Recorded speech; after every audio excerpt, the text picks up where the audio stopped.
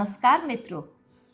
क्या न्याय हमेशा निष्पक्ष होता है या कभी-कभी चालाकी उसे बदल देती है? चलिए अमृत ज्ञान गाथा में सुनते हैं। जातक संख्या 400, दब पुफ जातक, जिसका आज का टाइटल है सियार का न्याय, और सीखते हैं इस कहानी से जीवन का अमृत। एक नदी के किनारे एक सियार अपनी पत्नी के साथ रहता था। एक दिन उसकी पत्नी ने कहा, स्वामी, आज मुझे मछली खाने का मन कर रहा है।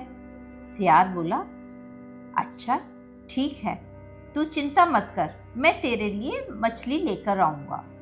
वह नदी के किनारे पहुंच गया और कोई तरकीब सोचने लगा। उसी समय उसने देखा 2 ऊद बिलाऊ यानी कि ऑटर, वो भी किनारे पर खड़े होकर मछलियां देख रहे थे, मछलियों के शिकार की तलाश में थे। तभी नदी में एक मछली देखकर एक ऊद बिलाऊ यानी ऑटर पानी में उतरा, लेकिन मछली बहुत बड़ी थी। उसने मछली को पूंछ से तो पकड़ लिया, लेकिन मछली उसको एक तरीके से पानी में खींचती ले जा रही थी। इसलिए उसने अपनी मदद के लिए दूसरे ऊद बिलाऊ को बुलाया।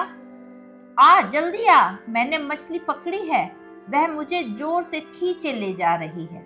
अतः दूसरा ऊद बिलाऊ भी जल्दी से उसकी मदद के लिए पानी में उतर गया और दोनों ने सम्मिलित प्रयास से मछली को बाहर खींचकर किनारे पर रख लिया। मछली बहुत बड़ी थी। अब दोनों में विवाद होने लगा, क्योंकि वे दोनों उसे बराबर नहीं बांट पा रहे थे। सियार तो मछली की तलाश में था ही, वो भी मछली को ध्यान से देख रहा था। दोनों ऊद बिलाऊ को आपस में विवाद करते देख सियार भी वहां पहुंच गया। सियार को वहां देख दोनों ऊद बिलाऊ ने उससे रिक्वेस्ट की, मित्र, यह मछली हम दोनों ने इकट्ठे होकर पकड़ी है, लेकिन अब हम इसे बांट नहीं पा रहे हैं।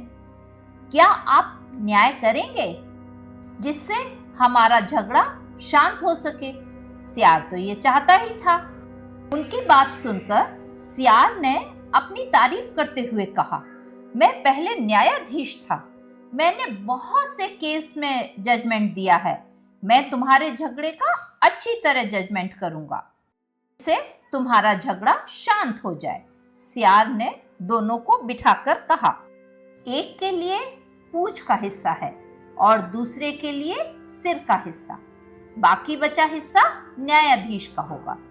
इस प्रकार उसने मछली को बांटा और बोला, तुम झगड़ा मत करो, एक ऊद बिलाऊ पूंछ खाएगा और दूसरा सिर खाएगा।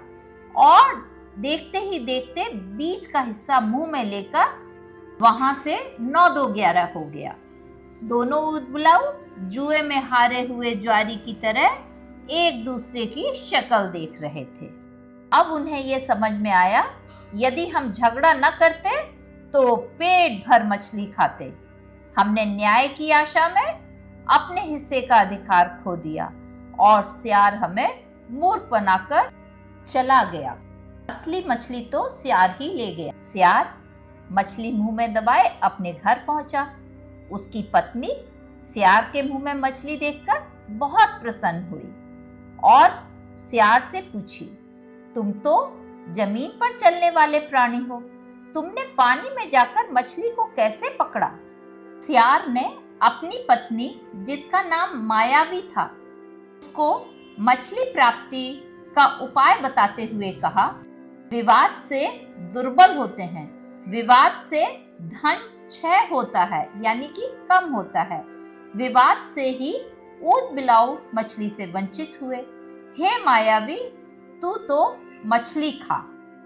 इस कहानी से हमें यह शिक्षा मिलती है कि न्याय अगर स्वार्थ से किया जाए तो वह न्याय नहीं, अधर्म होता है। उस दिन से ही किसी ने सियार पर भरोसा करना छोड़ दिया। मित्रों, हर कथा हमें जीवन का एक नया दृष्टिकोण देती है।